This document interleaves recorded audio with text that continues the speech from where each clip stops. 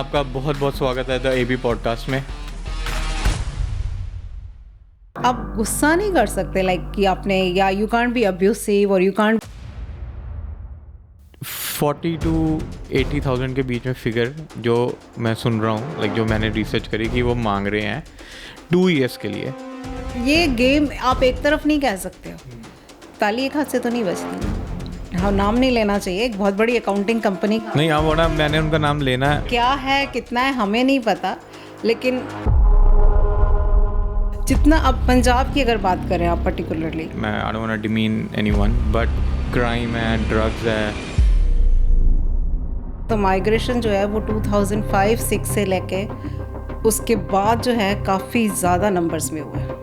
और अब तो आप किसी भी एरिया में चले जाओ, हमारे अपने लोग बहुत हैं। काफ़ी हाल माड़ा ही है काइंड ऑफ। सबसे ज़्यादा जो मज़े ले रहा है या लूट रहा है इंडियन ओरिजिन के जो बिजनेस ओनर्स हैं। इजी ऑप्शंस की तरफ अगर आप जाओगे तो फिर तो यही होगा ना, हमसे पैसे ले लो, पीआर दिलाओ। Now let's talk about parent visa. They feel your parents are burden on Australian community. आपने मेंशन किया कि ऑस्ट्रेलिया से पहले आप कनाडा मूव हुए थे। जो लाइफस्टाइल है वो ऑस्ट्रेलिया का काफ़ी बेटर है compare to Canada. But do you feel कि अब इन कंट्रीज़ में वो लेवल का वो बात नहीं रही है? क्राइम रेट तो विक्टोरिया में बहुत बढ़ गया है। और this is what I am talking from my experience as a visa officer with high commission. 485 visa apply करके आप अपना जो पीआर पाथवे है वो एक्सप्लोर कर सकते हो। गवर्नमेंट वो एक्सप्लॉइट कर रही है, वो लाइक एक मनी मेकिंग मशीन बनी हुई है।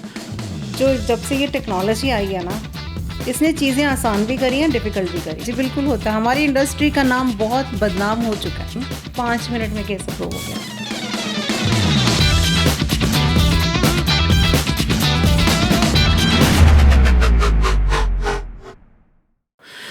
बहुत सारे आई बिलीव जो इंडियंस हैं, स्पेशली ओवरसीज़ या जो करंट इस टाइम स्टूडेंट वीज़ा पे हैं, दे बिलीव कि जो ऑस्ट्रेलियन गवर्नमेंट है या लोग हैं वो धीरे धीरे डोर्स अपने क्लोज कर रहे हैं।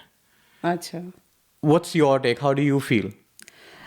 देखो, माइग्रेशन के लिए डोर्स क्लोज करना तो ऑस्ट्रेलिया के लिए मुझे लगता है कि ऑप्शन ही नहीं है।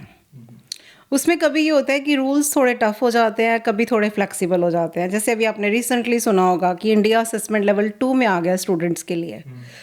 अब हैविंग सेड दैट कि हाँ, असेसमेंट लेवल 2 में इंडिया आ तो गया है, बट इसका मतलब ये नहीं है कि जैसे धड़ाधड़ वीज़ाज़ मिलने शुरू हो जाएंगे या उसमें कोई जीटी क्राइटेरिया नहीं रहेगा या टेस्ट नहीं होंगे। Okay, but still because assessment level 2 में है, अगर केस ऑफिसर चाहे या इंस्टीट्यूट कौन सा है आपका, उसके ऊपर डिपेंड करते ये रिक्वायरमेंट्स फिर भी रिक्वेस्ट कर सकता है डिपार्टमेंट कि आपको फंड्स या इंग्लिश टेस्ट रिक्वायरमेंट्स मीट करनी पड़ सकती हैं।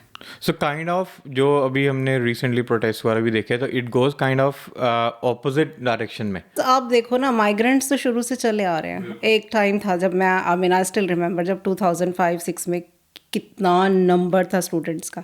अब जैसे असेसमेंट लेवल 2 में इंडिया आ तो गया है, लेकिन उनका जो साल का कोटा है 2,95,000 वीज़ाज़ जो देने हैं, वीज़ाज़ तो उन्होंने इतने ही देने हैं ना, तो वीज़ाज़ तो उतने ही देने हैं। आप अगर नंबर ऑफ़ एप्लीकेशंस ज़्यादा होंगी तो ये है कि डिपार्टमेंट रिफ्यूज़ल रेट ज़्यादा कर देगा, पैसे बनाने का काम है। ये तो स्टार्टिंग से ही है, चाहे यहाँ से पैसे बनाओ चाहे वहाँ से। तो डिपार्टमेंट को तो ठीक है, उनके लिए तो कोई नुकसान नहीं। आप कौन से ईयर में ऑस्ट्रेलिया आए? मैं ऑस्ट्रेलिया आई थी नवंबर 2001 में। 2001, wow, and we are like 2025।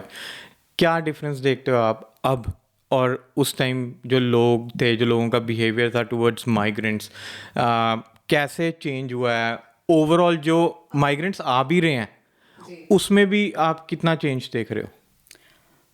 जब मैं 2001 में आई थी ना, तो आप मानोगे कि ये जो आपका टार्ने, ट्रुगनीना, क्लाइड, ये एरियाज थे ही नहीं, इनके तो नाम ही नहीं सुने, ये तो बाद में आए हैं। तो पॉपुलेशन बहुत कम थी। मैं जब शुरू में आए तो हम नानावडिंग मिचम एरिया में थे, कोई इंडियन नज़र आता था, कोई। और अब तो आप किसी भी एरिया में चले जाओ, हमारे अपने लोग बहुत हैं। तो इसी से पता चलता है कि माइग्रेशन कितना ज़्यादा हुआ है। और अगर मेरे से पूछ रहे हो तो माइग्रेशन जो है वो 2005-06 से लेके उसके बाद जो है काफ़ी ज़्यादा नंबर्स में हुआ है।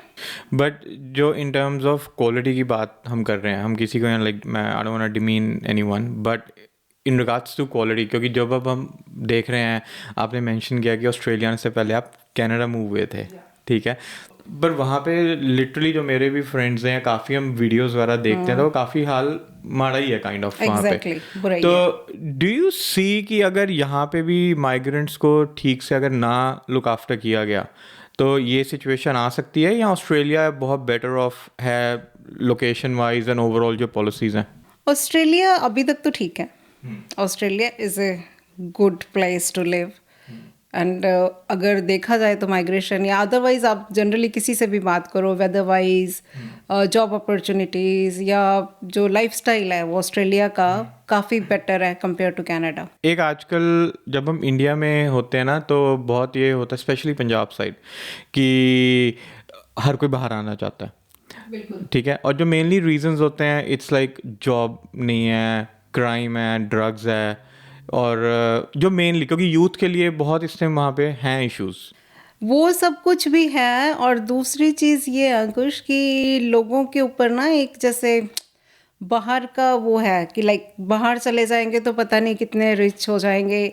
जितना अब पंजाब की अगर बात करें आप पर्टिकुलरली, जो जेन्युइनली आते हैं वो तो ठीक है, लेकिन मैंने कुछ केसेस पीछे ऐसे ऐसे सुने हैं 20-20, 25-25 लाख रुपया देके विजिटर वीज़ा लेके यहाँ पे आ रहे हैं। विजिटर वीज़ा लेके वहाँ पे एजेंट्स को पे करके यहाँ पे आके करोगे क्या विजिटर वीज़ा पे इतने पैसे देके। And I particularly remember one case कि मैम आगे कुछ करा दो, ना उनके पास इंग्लिश है ना उनके पास कोई स्किल है। आप अगर विजिट, पहले तो ये था कि विजिटर से चलो स्टूडेंट पे कन्वर्ट कर दो या एम्प्लॉयर मिल जाए तो वर्क वीज़ा पे तो आप अभी भी कन्वर्ट हो सकते हो, लेकिन अगर आपके पास इंग्लिश नहीं है, स्किल्स नहीं है, तो मैं मतलब how do you expect me to help you. हम भी उन्हीं की हेल्प कर सकते हैं ना जिनके पास कुछ है, राइट। तो वो जी हम 25 लाख लगा के आए हैं सर, मैं आपकी सारी बात समझ रही हूँ, लेकिन मेरी अपनी लिमिटेशंस है हेल्प करने की। हाँ, तो वो जी हम तो जो कुछ था ज़मीन जमान बेच के आ गए ना सर, पर ये सलाह दी किसने थी आपको? वही 25 लाख लगा के अगर आप इंडिया में कुछ काम करो, बिजनेस करो, तो वो भी आप कर सकते हो। लेकिन यह है कि लोगों के पास एक वो जैसे इस पंजाब में तो पर्टिकुलरली ये है कि अच्छा इनका बच्चा बाहर गया हो तो हमारा कैसे नहीं जाएगा। इंडिया से बेसिकली देखा जाए ना माइग्रेशन, तो उसमें एक पंजाब है, और this is what I am talking from my experience as a visa officer with high commission. एक हमारा गुजरात है, तीसरा हैदराबाद है। हैदराबाद ये जो है हैदराबादीज तो like they are also crazy about कि बाहर निकल जाए। तो ये तीन जो है प्लेसेस मेन है माइग्रेशन के लिए इंडिया से। बट बहुत अब हम देख रहे हैं स्पेशली फेसबुक पे जो इंडियन कम्युनिटी के फोरम्स हैं, रिवर्स माइग्रेशन भी बहुत हो रहा है आजकल। तो कुछ ऐसा तो कोई चेंज हुआ नहीं, बट डू यू फील कि अब इन कंट्रीज़ में वो लेवल का वो बात नहीं रही है, इट्स मोर ऑफ अ जो लोग सोच के आते थे उनको वैसी चीज़ें नहीं लगती? डिपेंड करता है कुछ। अब जैसे किसी के पास इंडिया में जॉब बहुत अच्छी है, लाइफ कंफर्टेबल है, वो सब घर के अंदर है ना। आप जब रोड पे निकलते हो वही पॉल्यूशन, वही ट्रैफिक, वही करप्शन, बाहर तो सब कुछ वही है ना। तो उस हिसाब से ये कंट्रीज सेफ है, क्लीन है, लाइफस्टाइल अच्छा है। अगर आपको एक कंफर्टेबल लाइफ चाहिए, सिर्फ पैसा पैसा, I am not talking about money money money only, अगर आप ओवरऑल लाइफ देखते हो तो overall life is much better here. हालांकि क्राइम रेट तो विक्टोरिया में बहुत बढ़ गया आजकल, तो बहुत ज़्यादा है आजकल तो बहुत ज़्यादा है। अभी अगर कोई ओवरसीज़ है और जो अभी रूल्स रेगुलेशंस करंटली हैं उसके बेसिस पे अगर कोई आना चाहता है जेन्युइन लाइक एक स्टडी वीज़ा पे, उसको आप क्या रेकमेंड करोगे? और जो जिसका प्योर मोटिव ही पीआर लेना है, बट ऑब्वियसली उसका पाथ जो होएगा वो स्टूडेंट से होते हो जाएगा, तो इन दोनों में अगर हम मेनली, वैसे मैं ज़्यादा पीआर की तरफ बात करता हूँ, मेनली हमारे वही होते हैं, उनको पीआर ही चाहिए, पढ़ना तो चलो एक जरिया है मोस्टली। हाँ, अगर अब बात किया जाए तो 60 to 70% उसी तरफ होते हैं। मेट्रोपॉलिटन सिटी जैसे बॉम्बे, दिल्ली से बड़ी अच्छी फैमिली से कुछ लोग हैं जिनका पर्पस सिर्फ स्टडी करना, वापस जाना, या अच्छी लगी कंट्री तो रुक गए। लेकिन हमारे जो 60% to 80% लोग हैं, उनका तो यही है कि जी हाँ स्टडी करिए, इतने पैसे खर्चे तो पीआर तो चाहिए, और मोटिव ही वही है बेसिकली आने का। बिल्कुल। तो जब हम 2005 में अगर मैं बात करूं या इवन उसके बाद भी काफ़ी टाइम तक एक सबसे पॉपुलर कोर्स चलता था कुकरी। कुकरी आप अभी भी है। अभी भी है। तो आज आप उसका एक पाथ पे अगर किसी को बताना चाहो जो अभी देख रहा है, क्या आप उसको एडवाइस करोगे? कुकरी अभी भी है, लेकिन आज की डेट में अगर बात करें ना अंकुश, तो जो हेल्थ केयर सेक्टर है या अर्ली चाइल्डहुड स्कूल टीचर्स हैं, किंडर टीचर्स की, या फिर जो आजकल कंस्ट्रक्शन वर्कर्स हैं, सबसे ज़्यादा पॉपुलर आजकल construction workers, construction related courses हैं। कुकरी अभी भी है, ऐसा नहीं है कि कुकरी में परमानेंट रेजिडेंसी नहीं मिल रही है, लेकिन उतनी आसानी से नहीं मिल रही है जितनी उस टाइम पे मिलती थी। ओके। राइट। अब क्या है कि टाइम के साथ साथ सब कुछ चेंज हो गया। पहले क्या था, 900 आवर्स एक्सपीरियंस शुरू किया, फिर उसके साथ जी वर्क एक्सपीरियंस चाहिए। अब क्या है कि सब ट्रेड ऑक्यूपेशंस को जॉब रेडी प्रोग्राम करना पड़ता है। राइट। और जॉब रेडी प्रोग्राम क्या है बेसिकली, कि आपको 1 साल अपने फील्ड में काम करना है, आपकी जो एम्प्लॉयर है वो टीआरए के साथ रजिस्टर होता है, और मोटा मोटा अगर बात करूँ ना, किसी ने भी अगर कोई भी स्किल्ड माइग्रेशन ऑस्ट्रेलिया के लिए चाहता है, if somebody wants to come on a skilled visa, तो सबको स्किल असेसमेंट कराना जो है वो मेन क्राइटेरिया है। वो चाहे इंजीनियर है, अकाउंटेंट है, टीचर है, आईटी प्रोफेशनल है या ट्रेड वर्कर है। आपको 2 चीज़ें मेन हैं। वैसे मोटा मोटा क्राइटेरिया अगर आप बताओ तो मैं मेन क्राइटेरिया सबका बता देती हूँ कि एज बिलो 45 होनी चाहिए, इंग्लिश लेवल मिनिमम कॉम्पिटेंट होना चाहिए, स्किल्ड ऑक्यूपेशन में लाइक आपका स्किल्ड ऑक्यूपेशन जो कि डिपार्टमेंट की लिस्ट पर है वो होना ज़रूरी है, और उसमें आपकी असेसमेंट जब तक पॉजिटिव नहीं है, नो मैटर कि आप कौन सी कैटेगरी का वीज़ा अप्लाई कर रहे हो, आपका स्किल असेसमेंट पॉजिटिव होना बहुत ज़रूरी है किसी भी स्किल्ड वीज़ा के लिए अप्लाई करना है। चाहे वो आपका स्टेट स्पॉन्सरशिप है, इंडिपेंडेंट स्किल्ड कैटेगरी 189 है, या फिर अगर एम्प्लॉयर स्पॉन्सर्ड वीज़ाज भी हैं तो उसमें भी स्किल असेसमेंट की रिक्वायरमेंट है। राइट। तो स्किल कोई भी लाइक कुकरी भी चल रहा है ये सब, या चाइल्ड केयर जैसे आपने कहा हेल्थ सेक्टर में, और हर ऑक्यूपेशन की स्किल्स असेसिंग अथॉरिटी अलग अलग है। बिल्कुल ठीक है। तो अपना उन्होंने कोर्स कर लिया and then you apply for like you do your job ready, skill assessment हो गया जी, एंड देन यू वो कैन टेम्पररी वीज़ा अप्लाई करते हैं सबसे पहले तो स्टूडेंट्स 485। अगर स्टूडेंट वीज़ा ख़त्म हो गया, स्टूडेंट वीज़ा के ख़त्म होने से पहले उनको दूसरे सब्सटेंटिव वीज़ा पे जाना ज़रूरी है कि उनके पास कोई वैलिड वीज़ा होना चाहिए यहाँ रहने के लिए। तो लॉफुल स्टेटस तो मेंटेन करना ही है। तो नॉर्मली स्टूडेंट्स के लिए तो गवर्नमेंट ने 485 की ऑप्शन है। 485 वीज़ा अप्लाई करके आप अपना जो पीआर पाथवे है वो एक्सप्लोर कर सकते हो। But overall do you think कि जो इतना इन्होंने रूल्स एंड रेगुलेशंस को कर दिया है, इसमें जो ज़्यादातर देखा जाता है गवर्नमेंट वो एक्सप्लॉइट कर रही है, वो लाइक एक मनी मेकिंग मशीन बनी हुई है, प्लस जो स्पेशली जो हमारे इंडियन पाकिस्तान ओरिजिन जो कंसल्टेंट्स हैं वो एक्सप्लॉइट करते हैं स्टूडेंट्स की, वो उस जो टाइम होता है उनका फ़ायदा उठाते हैं। अब मैं आपको एक बताता हूँ, मेरे से किसी ने शेयर किया था अपनी पर्सनल स्टोरी कि वो फादर एंड सन घूमने आए। ओके ठीक है, वो दोनों ही आए और उनकी मदर या वाइफ इंडिया में थे और डॉटर, उनको यहाँ कंट्री अच्छी लगी अपने बेटे के लिए। फादर की एज क्या है 52, आप एज देखना 52, और जो माइग्रेशन एजेंट के पास वो एडवाइस लेने गए कि हम कैसे करें, और जेन्युइन की उनको स्टूडेंट के लिए अपने बेटे, उन्होंने कहा कि स्टूडेंट वीज़ा मुश्किल, मतलब एक बहुत लंबा वो है, और यही एक वे आउट है। हम क्या करेंगे कि एप्लीकेशन रिजेक्ट ना हो, सिंस आप यहाँ हो। ये तब की बात है जब टूरिस्ट वीज़ा के बाद आप स्टूडेंट वीज़ा डाल सकते थे। अभी रिसेंटली चेंजेस आए हैं, रिसेंटली चेंज हो गया। उन्होंने दोनों की स्टूडेंट वीज़ा डलवा दिया, फादर और सन का। फादर का 52 ईयर्स का भी। तो एक इंटरनेशनल फीस पे करो गवर्नमेंट को, और पीआर कुछ होना तो है नहीं आगे आपका जाके। उन्होंने रिजेक्ट कर दिया। लाइक मैं इस फील्ड में भी नहीं हूँ, अगर मैं सुन रहा हूँ तो मुझे भी लग रहा है क्या बेवकूफी है, लाइक जस्ट टू अर्न थोड़े से डॉलर्स आप किसी को भी किसी भी उसमें डाल दोगे। मानोगे 22 ईयर्स से इस इंडस्ट्री में एज ए माइग्रेशन एजेंट मैं काम कर रही हूँ। मेरे पास मेरी कोई कितनी ज़्यादा मार्केटिंग नहीं है as compare to other people, लेकिन आज भी जो क्लाइंट्स रेफर होके आते हैं ना थ्रू वर्ड ऑफ माउथ, वो यही कहते हैं कि मैम उसने हमें रेफर किया था कि अगर ऑनेस्ट एडवाइस चाहिए ना तो हाँ का हाँ और ना का ना आंसर मिल जाएगा कि आपका क्या हो सकता है, तो आप उनके पास चले जाओ। मेरे पास जो क्लाइंट्स आते हैं वो उनकी रेफरल इस तरीके से होती है कि अगर आपको ट्रांसपेरेंट एंड ऑनेस्ट ओपिनियन चाहिए then you go to her, approach her. Nice. या बट डू यू एग्री मेरे इस पॉइंट से कि हाँ हाँ बैड होता है, बैड सब नेम कुछ है? होता है जी, बिल्कुल होता है। हमारी इंडस्ट्री का नाम बहुत बदनाम हो चुका है।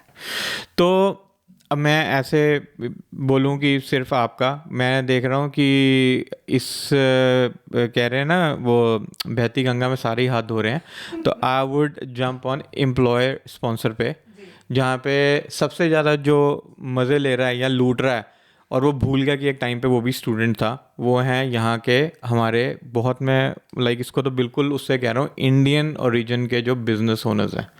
सारे नहीं, मैं सबको सेम पेंट ब्रश से पेंट नहीं कर रहा हूँ, right. But majority of them वो इस टाइम बस पट्टी बांध के लूट रहे हैं। मुझे लगता है कि लोगों में शायद कंपैशन नहीं है, that's what I would say. क्योंकि एक तो इंटरनेशनल स्टूडेंट, ऊपर से एम्प्लॉयर्स का जो लालच कह सकते हैं, बट वो भी फिर ज़्यादा देर नहीं चलता ना। कुछ जो जेन्युइन एम्प्लॉयर्स हैं और डिपार्टमेंट को भी पता होता है एप्लीकेशन रिफ्यूज़ल रेट, जब हम वर्क वीज़ा डालते हैं एम्प्लॉयर स्पॉन्सर्ड वीज़ा, उसी में वही देखा जाता है कि एम्प्लॉयर का जो बिजनेस है वो कैसा है। बड़े सारे लोगों के ये सवाल आते हैं कि अच्छा जी हमें एक बिजनेस कितने लोगों को स्पॉन्सर कर सकता है, तो वो आपकी बिजनेस की कैपेसिटी पे डिपेंड करता है। अच्छा, ऐसा कोई फिक्स नंबर नहीं, कोई फिक्स नंबर नहीं है। आपका बिजनेस लेट्स से कि बहुत बड़ा है और आपका टर्नओवर बहुत अच्छा है और आपके पास जेन्युइनली आपको लोगों की ज़रूरत है and you can prove it to the department कि हमें जेन्युइनली इतने लोग चाहिए, तो कोई इशू नहीं है। लेकिन अगर आपका बिजनेस बहुत छोटा है या बिजनेस रेलेवेंट नहीं है, अब एक माइग्रेशन एजेंसी बोले कि मुझे फुल टाइम अकाउंटेंट स्पॉन्सर करना है या मुझे रियल एस्टेट एजेंट स्पॉन्सर करना है, तो वो तो रेलेवेंसी नहीं है ना। तो जो पोजीशन है वो बिजनेस से मैच करनी चाहिए। दूसरा सवाल लोगों का ये आता है कि जो नया बिजनेस है वो स्पॉन्सर कर सकता है। यस, वर्क वीज़ा में न्यूली इस्टेब्लिश्ड बिजनेसेस भी स्पॉन्सर कर सकते हैं। तो जो एम्प्लॉय स्पॉन्सर होता है वो 482 होता है? एम्प्लॉयर स्पॉन्सर्ड वीज़ाज जो है 3 तरह के होते हैं। एक 482 होता है, दूसरा 186 होता है और तीसरा 494 होता है। सब classes I am talking about. Yes. 482 जो है वो टेम्पररी एम्प्लॉयर स्पॉन्सर्ड वीज़ा, जिसे स्किल्स इन डिमांड वीज़ा बोलते हैं आजकल। एंड सबसे आई थिंक पॉपुलर यही है। बहुत सबसे ज़्यादा पॉपुलर यही है क्योंकि इसका क्राइटेरिया काफ़ी फ्लेक्सिबल है। पहले इसका 2 साल एक्सपीरियंस था, पिछले साल से इसका वर्क एक्सपीरियंस रिक्वायरमेंट भी कम करके 1 साल कर दिया है। उसके बाद क्या है कि जो अगर 186 की 2 स्ट्रीम्स हैं, एक है डायरेक्ट एंट्री, एक है ट्रांजिशन स्ट्रीम। ट्रांजिशन स्ट्रीम ये है कि अगर आपने किसी एम्प्लॉयर ने आपको 482 पे स्पॉन्सर किया और आपने 2 साल उसके साथ काम किया, 2 years you work full time with that employer in contract and आप सारी रिक्वायरमेंट सेटिस्फाई करते हो और वही एम्प्लॉयर आपको आगे स्पॉन्सर करने को रेडी है परमानेंट वीज़ा के लिए, तो वो 186 ट्रांजिशन स्ट्रीम में आ जाता है। And that's little flexible as compare to direct entry. जो डायरेक्ट एंट्री 186 वीज़ा है उसमें आपके पास स्किल्स असेसमेंट होना चाहिए, अगेन एज बिलो 45 एंड इसमें भी वैसे ट्रांजिशन स्ट्रीम में भी एज बिलो 45 ही है। एंड स्किल असेसमेंट की रिक्वायरमेंट नहीं है बिकॉज अगर आप ऑलरेडी स्किल्ड लेवल पे काम कर रहे हो ऑस्ट्रेलिया में और वो ट्रांजिशन स्ट्रीम में है तो skill assessment is not mandatory for that. But 186 direct entry you have to have a skill assessment और 3 साल 3 years full time work experience is a requirement in this. और दूसरा है 494, सॉरी 494 है रीजनल एम्प्लॉयर स्पॉन्सर्ड कैटेगरी। तो जो businesses regional area में हैं उनको अगर किसी को स्पॉन्सर करना है तो उसके लिए वो 3rd कैटेगरी है और उसकी रिक्वायरमेंट भी वेरी सिमिलर टू 186 हैं, जैसे 3 years work experience full time और employer sponsorship from a regional area. लेकिन उसकी जो लिस्ट है ऑक्यूपेशंस की, वो रीजनल ऑक्यूपेशन लिस्ट काफ़ी लंबी चौड़ी लिस्ट है। उसमें काफ़ी ऑक्यूपेशंस ऐसे भी हैं क्योंकि इनकी लिस्ट अलग अलग है, ऑक्यूपेशंस लिस्ट जो है ना स्पॉन्सरशिप कैटेगरी के हिसाब से। और ये जो 494 है ये आपको 5 साल का टेम्पररी वीज़ा मिलता है। ओके उसमें कंडीशन ये होती है कि आपको 3 साल रीजनल में रह के उस रीजनल एम्प्लॉयर के साथ काम करना है, and then you can apply second stage permanent visa after 3 years, minimum 3 years। Okay. तो किसी ने कुकरी करी, अपना कोर्स फिनिश कर लिया, जॉब रेडी कर लिया, टीआर ख़त्म हो रही है, उनके पास 1 महीने का टाइम है, दे कैन इधर गो 482 और 494 भी। 494 में अगर 3 साल फुल टाइम एक्सपीरियंस है अगर तो उनको फिर already है 494 तो- नहीं जा सकते, क्योंकि अगर आपके पास 3 साल वर्क एक्सपीरियंस नहीं है वो भी फुल टाइम, तो it's then not, which I assume नहीं होगा बहुतों के पास। मोस्टली के पास नहीं होता। राइट, तो लेट्स टॉक मोर अबाउट 482। अब 482 पे नॉर्मली मेरे को आप पॉइंट्स जो मैंने सुने हैं ये पॉडकास्ट के लिए, जब मैं थोड़ा रिसर्च कर रहा था, मैंने देखा कि बहुत जो माइग्रेशन एजेंट्स हैं वो 482 अगर एम्प्लॉयर नहीं मिल रहा किसी को, वो उसको कहते हैं आप ट्रेनिंग वीज़ा डालो। कोई ट्रेनिंग वीज़ा भी है? 407 ट्रेनिंग वीज़ा ओके। है, यस। तो वो मैंने बहुत पढ़ा, मेरे को वो समझ नहीं आई चीज़। Training visa is for someone जिसको Who और needs training, ट्रेनिंग exactly. अगर किसी का उसने अपनी डिग्री कर ली है, जॉब रेडी कर लिया, पास है, जॉब रेडी में सब कुछ है, why would you launch training visa जो डेफिनेटली रिजेक्ट होएगा ही होएगा? नहीं, डेफिनेटली रिजेक्ट होएगा ऐसा कुछ नहीं है अंकुश, बट इसमें डेफिनेटली रिजेक्ट नहीं होता है। इसमें कई बारी इमिग्रेशन क्वेश्चन नहीं करेगी why do you need more training? अगर आपने काम किया है, जैसे अभी किसी ने जॉब रेडी शुरू ही किया है, बिकॉज ट्रेनिंग वीज़ा भी काउंट होता है काम में। Okay. लेकिन फिर वही है कि जो दूसरी प्रॉब्लम ये आती है कि ट्रेनिंग वीज़ा अगर मिल भी जाएगा ना, और ट्रेनिंग वीज़ा में जो आपका एक्सपीरियंस है वो स्किल्ड लेवल पे काउंट नहीं होता, क्योंकि वो ट्रेनिंग में रह जाता है। बट ऐसा नहीं है कि ट्रेनिंग वीज़ा रिफ्यूज़ हो गई होगा। हाँ, डेफिनेटली रिफ्यूज़ल रेट हायर है उसमें, राइट, काफ़ी मुश्किल से मिलता है ट्रेनिंग लाइक वीज़ा, कई लेकिन जो मिल रहा forums है। पे लिख रहे हैं they are like around 70 to 80% refusal rate काफ़ी रिफ्यूज़ल रेट है, लेकिन मिल रहा है, बिकॉज उन डिपार्टमेंट को भी कहीं ना कहीं पता है कि वो एक लॉफुल स्टेटस लेने के लिए एक स्टेपिंग स्टोन काइंड यूज़ कर रहे हैं लोग उसे। अब अगर 482 पे बात करें एम्प्लॉयर स्पॉन्सर, एम्प्लॉय स्पॉन्सर, तो इसमें नॉर्मली 40 to 80,000 के बीच में फिगर जो मैं सुन रहा हूँ, लाइक जो मैंने रिसर्च करी कि वो मांग रहे हैं 2 years के लिए। ठीक है, कई कह आप रहे हैं लाइक किसकी बात कर रहे हो? कौन मांग रहा है? 482 जो एम्प्लॉयर्स रेस्टोरेंट्स हैं, मांग जो रहे हैं, बिजनेस वाले एम्प्लॉयर्स। हैं। देखो अंकुश, मेरा तो इतने सालों के एक्सपीरियंस में यही रहा है कि भाई मेरा काम है सिर्फ इमिग्रेशन रिलेटेड जो आपका है वो काम करना। कहाँ का एम्प्लॉयर है, कौन है, I don't even want to know. मेरे हिसाब से आपका एम्प्लॉयर जेन्युइन होना चाहिए, हम तभी केस लेते हैं। बट अगर कोई, बट आपने ये फिगर्स सुने तो होंगे ही कि चल रफली रहा है, बहुत कुछ चल रहा है अभी। अगर नाम नहीं लेना चाहिए, एक बहुत बड़ी अकाउंटिंग कंपनी का नहीं, आपने भी आप सुना मैंने होगा। उनका नाम लेना है, चलो नाम नहीं लेते, एवरीवन नोज, मेलबर्न में अकाउंटिंग जी, firm, let's talk about them, और क्योंकि वो उनके क्या बारे में मैंने है, बात। कितना है, हमें नहीं पता। लेकिन क्या होता है कि मैं ये नहीं कहूँगी कि एम्प्लॉयर्स गलत है, स्टूडेंट्स भी पीछे पीछे हाथ जोड़ते हैं जी, हमें एक बार हमारा काम हो जाए। एग्जैक्टली, मेरा यही पॉइंट था, मैंने यही बात करनी थी। एक जो टुडे टुनाइट या करंट अफेयर्स जहाँ पे भी वो स्टोरी आई, उसके कमेंट सेक्शन में मैंने फर्स्ट टाइम देखा दे वर मोर अगेंस्ट उन एम्प्लॉयज़ के लोग कमेंट कर रहे थे देन द एक्चुअल जो इसमें कह लो इन्वॉल्व है, द अकाउंटिंग फर्म। Okay. तो दे वर लाइक कि खुद ही तो ऑफर करें पैसे भी खुद वही ही कह ऑफर रही हूँ, करें। स्टूडेंट्स, मतलब ये गेम आप एक तरफ नहीं कह सकते हो, ताली एक हाथ से तो नहीं बजती ना। तो ये है कि अगर आप ये ऐसा नहीं चाहते कि आपके साथ फ्रॉड हो, तो आप खुद भी तो पहले स्टैंड लो ना। स्टूडेंट्स खुद भी तो स्टैंड लेना कि ठीक है हम मेहनत करेंगे। इजी ऑप्शंस की तरफ अगर आप जाओगे तो फिर तो यही होगा ना, हमसे पैसे ले लो, पीआर दिला दो। पर आपने इतने केसेस करे हैं, just based on your experience, आपने कभी ये देखा कि डिपार्टमेंट ने जस्ट बिकॉज ऑफ ये इंडियन ओरिजिन है या पाकिस्तानी, ऐसे जो डिसीजन मेकिंग रही है उनकी थोड़ी सी गलत रही है? देखो, एक ना टाइम आता है अंकुश, जब हम कहते हैं कि अच्छा इस कैटेगरी का रिफ्यूज़ल रेट हाई हो गया है, इस कैटेगरी का आजकल वीज़ाज थोड़े इजीली मिल रहे हैं। अब वो किसी कम्युनिटी के अगेंस्ट है या कोई बायस है, उस बारे में कहना मुश्किल है। लेकिन अगर आपके अपनी डॉक्यूमेंट्स ठीक है, आप अपनी स्टोरी, हाँ धक्का फिर भी हो जाता है कभी कभी, मतलब गलत डिसीजन आ जाते हैं, मैं नहीं कह रही नहीं आते हैं, लेकिन उसमें क्या होता है कि फिर हम लोग अपील करते हैं because we know we are on the right side, हमारा जो डॉक्यूमेंट्स ठीक है, हमारा क्लाइंट ठीक है, तो उसमें अब ART जाते हो, जो पहले MRT थी अब उसका नाम ART हो गया, एडमिनिस्ट्रेटिव रिव्यू ट्राइब्यूनल। तो आप उस केस के डिसीजन के अगेंस्ट अपील कर सकते हो।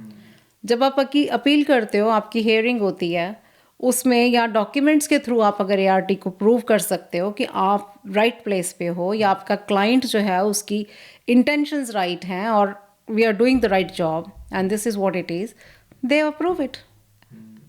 MRT ART में आई वुड से, जहाँ तक मेरा अपना एक्सपीरियंस रहा है, मेरे अप्रूवल रेट्स बहुत हाई रहे। तो अनदर वीज़ा जो है लाइक मैरिज या जो डिफैक्टो पार्टनर वीज़ा, इसका like what do you think, is it एक अच्छी ऑप्शन है ये? स्पेशली डिफैक्टो जो है वो इतना क्लियर नहीं है। स्पाउस वीज़ा ऑप्शन है या नहीं, आई डोंट नो। ये ऑप्शन की तरह तो हम इसे ले नहीं सकते, बिकॉज अगर आपकी शादी ऑस्ट्रेलियन सिटीज़न या परमानेंट रेजिडेंट से हो गई है तो ऑब्वियसली स्पाउस वीज़ा आप लॉन्च करोगे। जो पार्टनर वीज़ाज हैं, अगर बात करें सब क्लास 309 या 820, ये जो वीज़ाज़ हैं ये आपको मैरिज के बेस पे मिलते हैं या आपकी डिफैक्टो रिलेशनशिप के बेस पे। अब आपने जैसे बोला डिफैक्टो रिलेशनशिप जो है, that means it's a committed genuine relationship between two people, right. एक रिलेशनशिप आप बहुत लाइटली लेते हो, गर्लफ्रेंड बॉयफ्रेंड। गर्लफ्रेंड बॉयफ्रेंड वाली रिलेशनशिप डिफैक्टो रिलेशनशिप नहीं है। That actually means you are fully committed to each other, you are living as a couple, you are known in society as a couple, you're living under the same roof and you have joint household responsibilities। क्योंकि de facto relationship की requirement है joint cohabitation for minimum 12 months, कि 12 महीने आपने इकट्ठे रहना है, right? ये स्पाउस, ये de facto relationship की requirement। लेकिन इसमें अगर आपकी short term डिस्टेंस हैं, लाइक आप वर्क की वजह से या स्टडी की वजह से या आपकी कोई और फैमिली कमिटमेंट है, जैसे पेरेंट्स या सिबलिंग, आपको थोड़ा टेम्पररी बेसिस पे एक दूसरे से अलग रहना पड़ता है, तो that's not a big deal, right. इकट्ठे रहना मतलब ये नहीं कि आप एक दिन भी अलग नहीं हो सकते हो, लेकिन regular basis you are living together. I totally get it, but I feel अगर दो जेन्युइन फ्रेंड्स हैं और एक ऑलरेडी PR हो चुका है और दूसरा बहुत स्ट्रगल कर रहा है, उसका वापस जाने का आ रहा है, आई थिंक ये तो सबसे सेफेस्ट ऑप्शन है।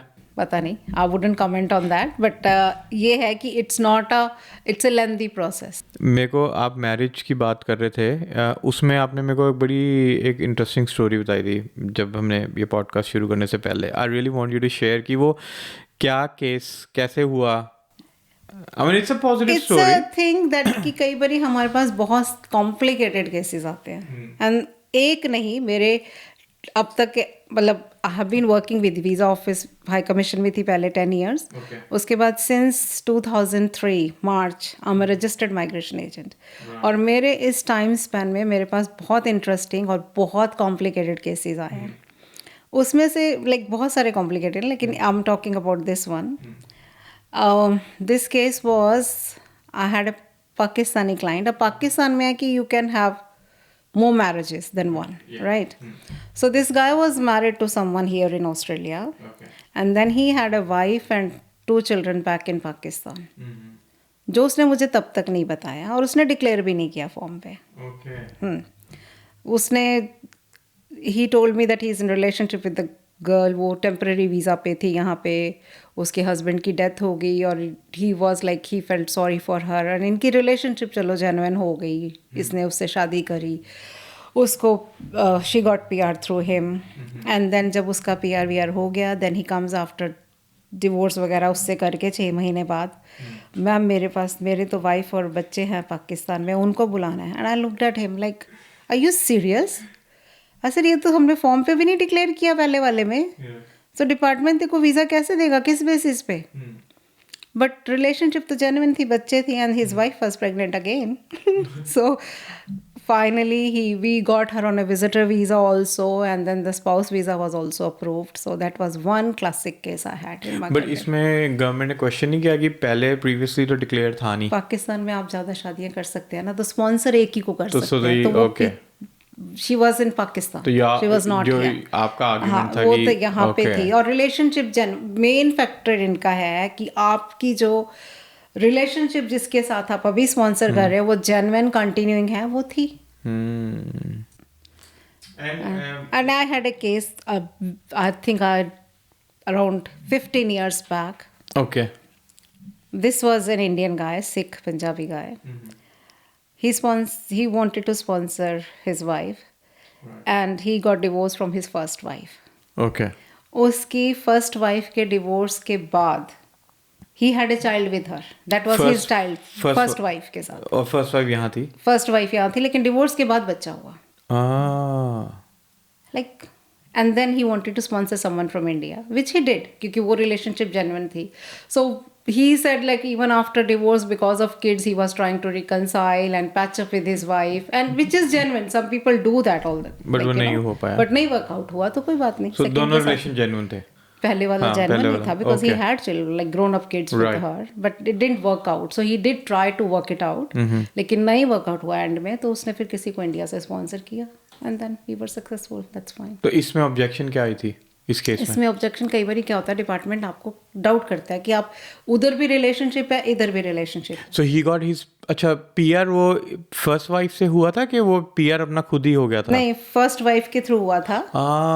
तो इसलिए लेकिन वो उनकी रिलेशनशिप काफी साल चली थी, जेन्युइन ही थी रिलेशनशिप। और वो फिर ऑब्जेक्शन आई and then he sponsored someone. Now let's talk about parent visa, जो लाइक एक और पॉपुलर वीज़ा है और जिसमें अब इशू आ रहे हैं।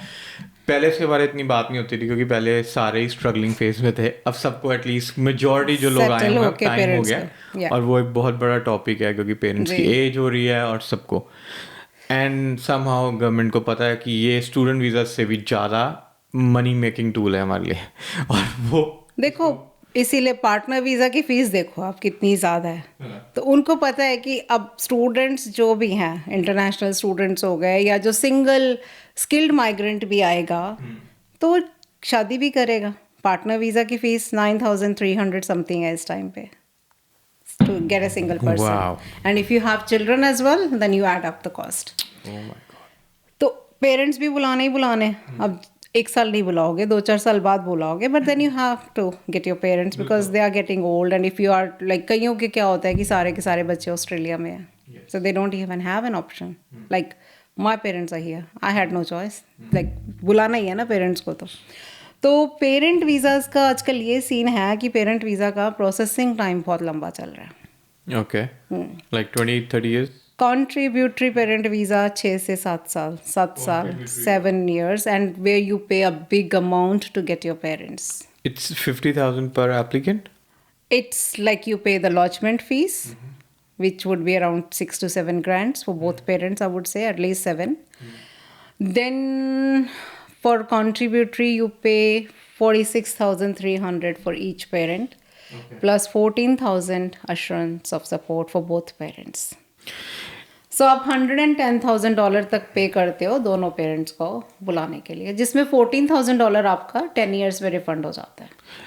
लेकिन वो जो आपने 87,200 बोथ पेरेंट्स का जो सेकंड वैक पे किया, दैट्स नॉन रिफंडेबल। गवर्नमेंट को गया, गवर्नमेंट लॉजमेंट फीस भी नॉन रिफंडेबल है, और सेकंड वैक ये जो हम बात कर रहे हैं ये भी नॉन रिफंडेबल है। ये जो एश्योरेंस सपोर्ट है 14,000 की, आई मीन ये इतनी बड़ी एक गलत चीज़ है टू बी ऑनेस्ट। एक तो पहले गवर्नमेंट ने $1,00,000 काइंड ऑफ ऑलमोस्ट ले लिया आपसे, ठीक है। वो किस चीज़ का लिया किसी को नहीं पता, क्योंकि एप्लीकेशन फीस तो अलग थी। नहीं, वो ये कहते हैं कि जब आपके पेरेंट्स ओल्ड एज में ऑस्ट्रेलिया, एक तो वो कहते हैं कि कॉन्ट्रीब्यूटरी पेरेंट वीज़ा जो है कंपैरेटिवली फास्टर प्रोसेसिंग है नॉर्मल कैटेगरी से। एक चीज़ ये हो गई। दूसरी चीज़, जब हम पेरेंट्स को बुलाते हैं तो पेरेंट्स ने ऑस्ट्रेलियन इकोनॉमी में कुछ कंट्रीब्यूट नहीं किया, right? When they come here they feel your parents are burden on Australian community. अब कंट्रीब्यूटरी पेरेंट वीज़ा में जो पेरेंट्स को पीआर मिलती है, आपको पता है पेरेंट्स को 10 years तक सेंट्रलिंक से कोई बेनिफिट नहीं है। Exactly, right? They can't even have their pension, even though they are above the age of pension age which is 67। Exactly, they are not entitled to get pension in Australia. तो उसमें यही है कि आप आपके parents अगर economy में contribute नहीं, और एज की वजह से मोस्टली जो मेडिकल सर्विसेज है या जो कहा जाए कि कम्युनिटी सर्विसेज हैं वो पेरेंट्स यूज़ करते हैं, तो आप उनके लिए वो हायर पे कर रहे हो basically to compensate on that. But वो ओके और that's the government's agenda basically, जो उनका सोचने का तरीका है. राइट. और ऑन टॉप वो 14,000 लेते हैं कि अगर इनके हिसाब सेंट्रलिंक बेनिफिट्स लेते तो हो दे कैन डिडक्ट दैट. या वाओ. तो जो एश्योरेंस ऑफ सपोर्ट है वो नॉर्मली कोई भी उसमें आ सकता है कि it has to be assurer and sponsor could be two different people. जैसे स्पॉन्सर तो आपका बच्चा ही होना चाहिए, blood like your biological child, your step child. Parent visa में स्पॉन्सर जो है वो आपका बच्चा होगा एंड अबव 18 ईयर्स. लेकिन जो स्पॉन्सर है that could be a completely different person. या एंड अगर एक अश्योरर की इनकम इनफ नहीं है, so you can have a joint assurance of support, तो 2 लोग मिल के प्रोवाइड कर सकते हैं. ये एक और चीज़, ये जब मैं देख रहा था तो मेरे को ऐसी क्वेश्चन किसी ने वहाँ ये इसका लिखा हुआ था, तो ये मेरा खुद का क्वेश्चन नहीं है. आई थिंक उनके पेरेंट्स की फाइल शायद खुल गई है, वो खुद इंडिया में है एंड उनकी आई थिंक शायद सिस्टर यहाँ है, बट वो एलिजिबिलिटी क्राइटेरिया उनका एश्योरेंस ऑफ सपोर्ट का मीट नहीं होता. तो ही वॉज लाइक कि अगर कोई मेरे बिहाफ पे, हमारे बिहाफ पे एश्योरेंस ऑफ सपोर्ट करेगा, उनका कोई रिलेटिव एंड आई डिपॉजिट ये and then you keep the money after 10 years. देखो वो सब गड़बड़ वाला काम है. All I can tell you is legally if you are sponsoring your parents, you are overseas, assurance of support आ गई है, आपका कोई फ्रेंड यहाँ पे है जो इनकम क्राइटेरिया मीट करता है and is happy to provide assurance of support for your parents, he can do that. बाकी पेरेंट वीज़ाज की अगर बात करें तो 870 सब क्लास, जब कई पेरेंट वीज़ा का मेन क्राइटेरिया है कि balance of family test meet करना है. ओके. किसी ने अगर पेरेंट वीज़ा अप्लाई करना है तो उसका जो मेन क्राइटेरिया है वो ये है कि आपका बैलेंस ऑफ फैमिली, ये ऑन शोर ऑफ शोर तो सब बात की बात है, मेन क्राइटेरिया है कि अगर आपके हाफ या majority of children Australian PR या सिटीजन होने चाहिए. स्टूडेंट भी अब नहीं. किसी के 3 बच्चे हैं, उसमें से 2 ऑस्ट्रेलिया में हैं, एक इंडिया, लेट्स से कि एक इंडिया में है, 2 ऑस्ट्रेलिया में है, लेकिन एक स्टूडेंट वीजा पे, एक सिटीजन है, तो वो बैलेंस ऑफ फैमिली टेस्ट नहीं मीट करेगा, क्योंकि वो स्टूडेंट 2 PR या सिटीजन होने चाहिए तब वो मीट करेगा. अगर स्पाउस टेम्पररी वीजा पर भी है एक, तब भी आप नहीं मीट करते क्योंकि वो टेम्पररी वीजा होल्डर है. आपने जब इंडियन काउंसलेट में काम किया था, high commission, Australian high commission में, उसका कैसा आपका एक्सपीरियंस रहा? Like anything that kind of that was my foundation about immigration. Like मैंने इमिग्रेशन में 10 साल दिल्ली में काम किया. Wow. So this is where I know कि okay maybe that's the only field where I can work, because आपको आपका एक बेस बन जाता है. तो वहाँ क्या रोल था आपका? I was a senior visa officer. Okay. Approve visa लगाने का रिफ्यूज करें, बहुत रिफ्यूज. हाँ, बिकॉज अगर क्लाइंट, अगर आपका एप्लीकेंट आप बात करते हो, हम तो मतलब ऐसा होता था हाई कमीशन में कि तब इंटरनेट, ये जो आपका ऑनलाइन एप्लीकेशंस और इंटरनेट वाला कोई सिस्टम नहीं था उस टाइम, सब कुछ पेपर बेस्ड था, राइट. और हाई कमीशन में क्या था, एक वेटिंग एरिया होता था जिसमें काउंटर्स बने होते थे. हम एप्लीकेशंस प्रोसेस करते थे, नहीं ठीक लगता था तो क्लाइंट्स को इंटरव्यू के लिए फेस टू फेस इंटरव्यूज होते थे. और ये तो आपको मतलब ये हाई कमीशन की तो क्या ही बात करनी है, ये यहाँ पे मेलबर्न में जो लॉन्सडेल ऑफिस था, यहाँ पे हम लोग फेस टू फेस जाके एप्लीकेशंस लॉन्च करते थे. अब इतना मतलब अभी ये ऑनलाइन में एक जो जब से ये टेक्नोलॉजी आई है ना, इसने चीज़ें आसान भी करी हैं, डिफिकल्ट भी करी हैं. वो जो ह्यूमन टच है ना वो खत्म हो गया. पहले क्या होता था कि कोई डिफिकल्ट केसेस ऐसे होते थे, मतलब आप मानोगे नहीं अंकुश, फाइल रेडी करके ले जाते थे, केस ऑफिसर को समझाया कि ये चीज़ इसमें इतना डिफिकल्ट है. कई कॉम्प्लिकेटेड केसेस भी होते थे, आप मानोगे on the spot visas grant कराए हुए हैं.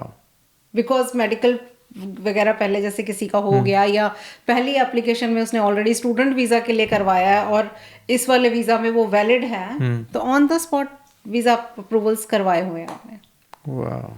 तो वो आज की डेट में पॉसिबल नहीं है. या कोई केस कॉम्प्लिकेटेड होता था तो you could explain it to the case officer कि ये सिचुएशन है, ये चीज़ ऐसे है. अब आप कम्युनिकेट आप अभी भी कर सकते हो, लेकिन everything in writing. And when we talk to someone, sometimes I feel we communicate better, like we can explain things Absolutely. better. Yeah, जो आपके like body language facial expression ये भी it really does matter. बिल्कुल। तो overall जब आप उस time even थे कई केसेस जो हैं, आपको बताती हूँ एक केस का, स्पाउस वीजा का। आपने जैसे बॉडी लैंग्वेज की बात करी तो मुझे याद आया, a client of mine got married to an Australian woman much older than him in age, like 10-12 years, and she had 2 children from her previous relationship. Department ने उसका spouse visa refuse कर दिया. They thought it's not a genuine relationship. हम लोग ART गए, ART में hearing होती है केस की। आप मानोगे नहीं, we were in ART room, like वो दोनों पीछे बैठे हुए husband wife, and as a migration agent I was in the front. Case officer ने लाइक MRT में सबका इंट्रोडक्शन हुआ, and the tribunal member notice the way my client was communicating with his partners children, like वो step dad हो गया ना उनका। उसका वो body language, communication, the way the children were interacting with him, 5 minute में case approve हो गया था। अमेजिंग। या बट यही देखो अगर ऑनलाइन चीज हो तो हाँ, तो वो नहीं होता ना, इसीलिए जो फेस टू फेस हेयरिंग अब जैसे काफ़ी चल रहा है कि फेस टू फेस हेयरिंग एक बिल आएगा नया अभी, उसमें शायद हेयरिंग्स नहीं होगी टेम्पररी वीज़ा होल्डर्स की, जैसे स्टूडेंट वीज़ास हो गए या दूसरे। लेकिन उसमें क्या होता है कि हम पेपर पे भी चीज़ें department like ART will still give us a fair chance to provide documentation and represent ourselves. Okay. वो चीज़ होगी, और हो सकता है कि वो हर केस में हेयरिंग ना करें, लेकिन लिमिटेड कर दें उसको। लेकिन आई ऑलवेज फील कि हेयरिंग जो है ना, it's always a better way to express, better way to communicate and tell the story.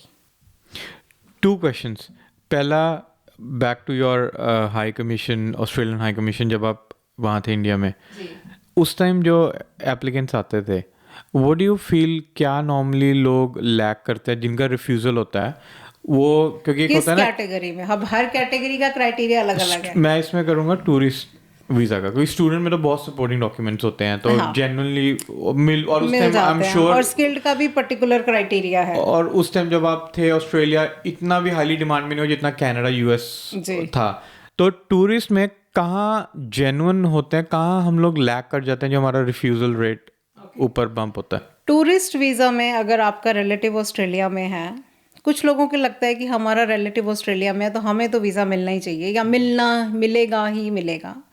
लेकिन जब आप विजिटर वीज़ा या टूरिस्ट वीज़ा अप्लाई करते हो, तो उसमें आपका अपना प्रोफाइल क्या है वो बहुत मैटर करता है। कि इंडिविजुअल पर्सन का जो प्रोफाइल है, उनको ये लगता है कि जो मेन क्राइटेरिया है कि आपके पास वापस जाने का कोई इंसेंटिव है। आप ऑस्ट्रेलिया घूमने आते हो, आप वापस इंडिया जाओगे या नहीं, आपकी बैकग्राउंड के हिसाब से, लाइक आपकी जॉब क्या है, आपकी इनकम कितनी है, आपका प्रीवियस ट्रैवल है कि नहीं है, उन सब चीज़ों को देखते हुए, या आपके पास एसेट्स कितने हैं बैक होम, आपके घर पे कौन कौन है, लाइक ऐसा कोई रीज़न है या आप पलट के वापस आओगे इंडिया। अगर ऐसा कोई रीज़न आपके पास नहीं है, जैसे young single male, never travelled overseas, job भी नहीं है, स्टडीज़ किए हुए 3-4 साल गैप हो गया, कुछ नहीं कर रहे हैं, घर बैठे हैं, उसको विजिटर वीज़ा किस बेस पे मिलेगा? आई मीन एक एग्जांपल दे रही हूँ मैं, क्योंकि विजिटर वीज़ा जो है ना, काफ़ी हद तक आपका रीज़न क्या ट्रैवल करने का, आपका पर्पस क्या है। I want really touch about, आपने भी वो जो किया बताया ART हियरिंग, उसका क्या एटमॉस्फेयर होता है? लाइक वहाँ पे एप्लीकेंट जाता है आपके साथ? जी बिल्कुल, एप्लीकेंट भी जाता है, अगर एम्प्लॉयर स्पॉन्सर्ड केसेस हैं तो एम्प्लॉयर भी जाता है। हाँ, पार्टनर वीज़ाज हैं तो एप्लीकेंट और पार्टनर स्पाउस जो ऑस्ट्रेलियन सिटीजन स्पॉन्सर है वो दोनों जाते हैं। माइग्रेशन एजेंट हर केस में प्रेजेंट होता है। इधर से ट्राइब्यूनल मेंबर सामने बैठा होता है आपके। ओके। आपकी हेयरिंग जैसे कोर्ट में प्रैक्टिकली होती है, it's very similar to that. जैसे आप बैठे हो, suppose you are my tribunal member, I sit here, 4 कुर्सियाँ और लगी होंगी आपके, तो the tribunal member can question applicant at the same time. अब जैसे कुछ केसेस है, लेट्स से कि पार्टनर वीज़ा या एम्प्लॉयर स्पॉन्सर्ड वीज़ा है, तो वो क्रॉस क्वेश्चन इस तरीके से करते हैं, जैसे पार्टनर वीज़ा में एक एप्लीकेंट को बाहर भेज दिया, उसको क्वेश्चंस किए, उसके बाद स्पॉन्सर को बुलाया, एप्लीकेंट को बाहर भेज दिया, स्पॉन्सर को बुलाया, वही क्वेश्चन स्पॉन्सर से पूछे कि कल आपने what did you do on Monday, like अब मेरे से पूछो कि कल शाम को संडे क्या किया आपने, मैं बोलती हूँ कि डिनर पे गए थे उस रेस्टोरेंट में, मेरा पार्टनर आके बोलता है कल तो हम मूवी गए थे, और हम तो कहीं भी नहीं गए प्रैक्टिकली। सो दैट मीन्स कि we are not in a genuine relationship. लेकिन अगर मेरे आंसर से आई मीन ठीक है, कई बार डेट्स नहीं याद रहती किसी को, या पर्टिकुलर एक आधी गलती, अगर आपको डेट्स याद नहीं भी है तो मैं I tell my clients you can always say कि हमें डेट याद नहीं है लेकिन अप्रॉक्सीमेटली ये टाइम था, right. So as long as आपके आंसर्स मैच कर रहे हैं overall 80-90% they know it's genuine. But कई बार आप ये बोल सकते हो, फॉर एग्जांपल अगर स्टूडेंट रिलेटेड वीज़ा है या कोई भी रिलेटेड है कि ड्यू टू लैंग्वेज बैरियर मैं नहीं, मेरे माइग्रेशन एजेंट या लॉयर ही बात करेंगे, नहीं, ऐसा वो हेयरिंग आपकी है। ओके, एजेंट पहले और बाद में अपनी तरफ से ऐड कर सकते हैं, या आपका रिप्रेजेंटेटिव लॉयर जो भी है, लेकिन जो क्वेश्चंस डायरेक्टली आपसे पूछे गए हैं वो आंसर आप ही नहीं करने हैं।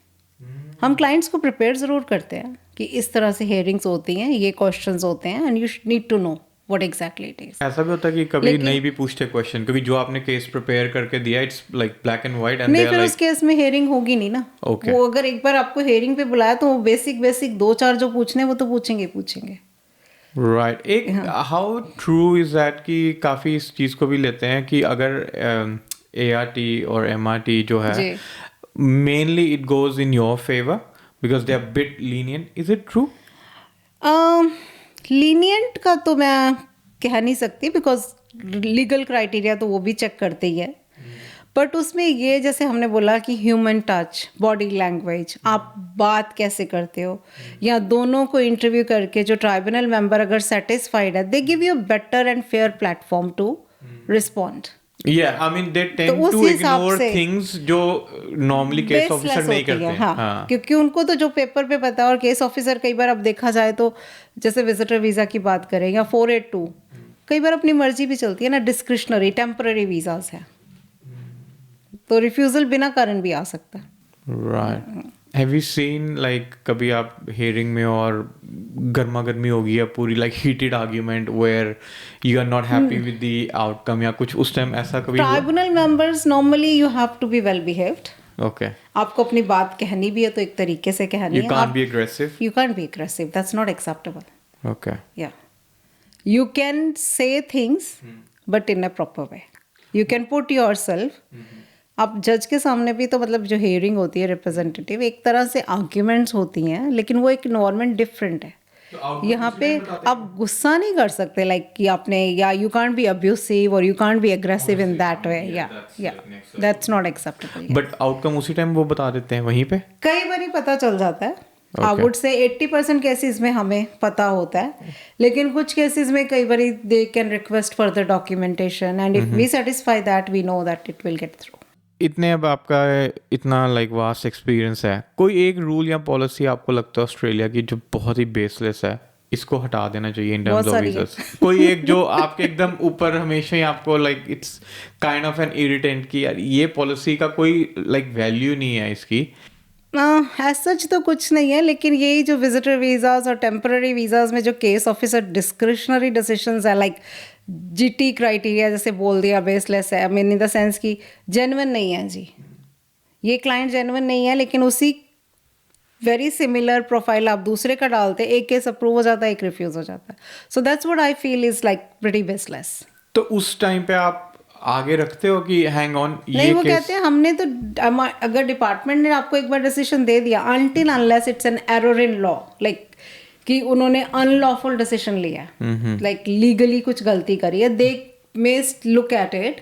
अदरवाइज अगर उन्होंने डिसीजन ले लिया and you may think it's wrong but they think it we have done the good job, तो वो फिर आप सिर्फ अपील कर सकते हो। एंड कभी आपको लगा कि बाय लॉ ये चीज़ थोड़ी गलत है बट मॉरली ये चीज़ ठीक है, लाइक मेरे को हेल्प करनी चाहिए in terms of we have discuss, I will give an example, थोड़ा सा जैसे हम बात कर रहे हैं हमारी कम्युनिटी में it's very common employer sponsor और ये सब, डू यू फील कि ये सब बीइंग एजेंट लॉयर आपको तो पता है कि क्या जेन्युइन ये कर रहे हैं या नहीं कर रहे, दो आपको चाहे वो ना बताएं but you could like sense?